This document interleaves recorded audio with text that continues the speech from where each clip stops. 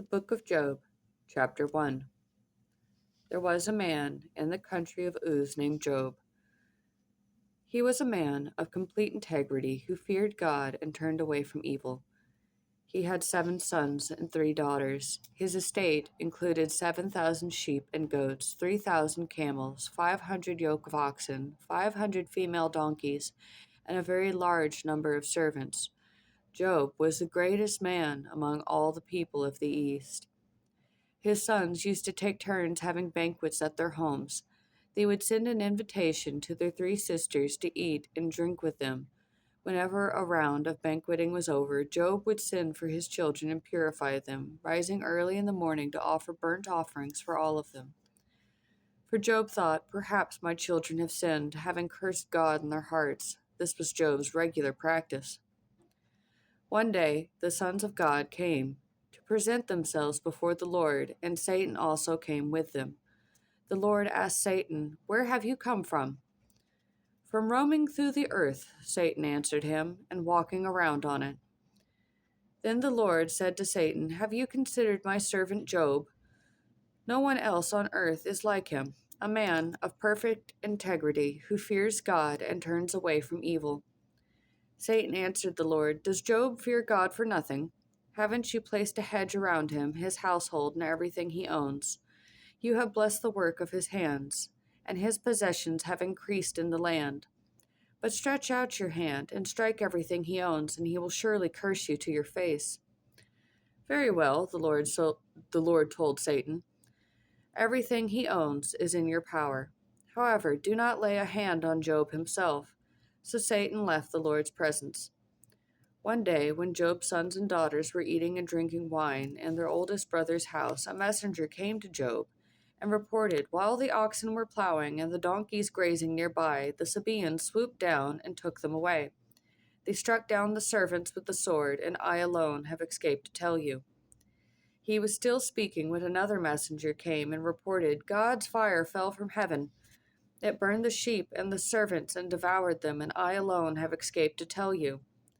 That messenger was still speaking when yet another came and reported, "The Chaldeans formed 3 bands, made a raid on the camels, and took them away. They struck down the servants with the sword, and I alone have escaped to tell you." He was still speaking when another messenger came and reported, "Your sons and daughters were eating and drinking wine in their oldest brother's house. Suddenly a powerful wind swept in from the desert and struck the 4 corners of the house. It collapsed on the young people so that they died, and I alone have escaped to tell you." Then Job stood up, tore his robe, and shaved his head. He fell to the ground and worshipped, saying, "Naked I came from my mother's womb, and naked I will leave this life. The Lord gives, and the Lord takes away. Blessed be the name of the Lord." Throughout all this, Job did not sin or blame God for anything.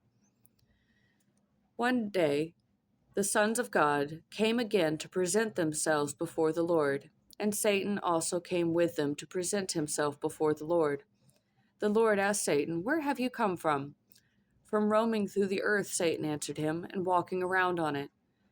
Then the Lord said to Satan, "Have you considered my servant Job? No one else on earth is like him, a man of perfect integrity who fears God and turns away from evil. He still retains his integrity, even though you incited me against him, to destroy him for no good reason." "Skin for skin," Satan answered the Lord. "A man will give up everything he owns in exchange for his life. But stretch out your hand and strike his flesh and bones, and he will surely curse you to your face." "Very well," the Lord told Satan. "He is in your power. Only spare his life." So Satan left the Lord's presence and infected Job with terrible boils from the soles of his feet to the top of his head. Then Job took a piece of broken pottery to scrape himself while he sat among the ashes. His wife said to him, "Are you still holding on to your integrity? Curse God and die." "You speak as a foolish woman speaks," he told her. "Should we accept only good from God and not adversity?" Throughout all this, Job did not sin in what he said. Now when Job's 3 friends, Eliphaz the Temanite, Bildad the Shuhite, and Zophar the Naamathite, heard about all this adversity that had happened to him, each of them came from his home. They met together to go and sympathize with him and comfort him. When they looked from a distance, they could barely recognize him. They wept aloud, and each man tore his robe and threw dust into the air and on his head. Then they sat on the ground with him 7 days and nights. But no one spoke a word to him because they saw that his suffering was very intense. After this, Job began to speak and cursed the day he was born. He said, "May the day I was born perish, and the night that said, a boy is conceived. If only that day had turned to darkness. May God above not care about it, or light shine on it. May darkness and gloom reclaim it, and a cloud settle over it. May what darkens the day terrify it. If only darkness had taken that night away. May it not appear among the days of the year, or be listed in the calendar.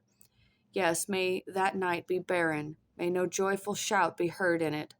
Let those who curse days condemn it. Those who are ready to rouse Leviathan.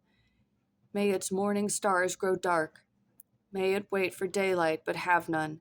May it not see the breaking of dawn. For that night did not shut the doors of my mother's womb and hide sorrow from my eyes. Why was I not stillborn? Why didn't I die as I came from the womb? Why did the knees receive me? And why were there breasts for me to nurse? Now I would certainly be lying down in peace. I would be asleep, then I would be at rest, with the kings and counselors of the earth who rebuilt ruined cities for themselves, or with princes who had gold, who filled their houses with silver. Or why was I not hidden like a miscarried child, like infants who never see daylight? There the wicked cease to make trouble, and there the weary find rest. The captives are completely at rest. They do not hear a taskmaster's voice. Both small and great are there, and the slave is set free from his master. Why is light given to one burdened with grief, and life to those whose existence is bitter, who wait for death but it does not come, and search for it more than for hidden treasure, who are filled with much joy, and are glad when they reach the grave? Why is life given to a man whose path is hidden, whom God has hedged in? I sigh when food is put before me, and my groans pour out like water. For the thing I feared has overtaken me, and what I dreaded has happened to me.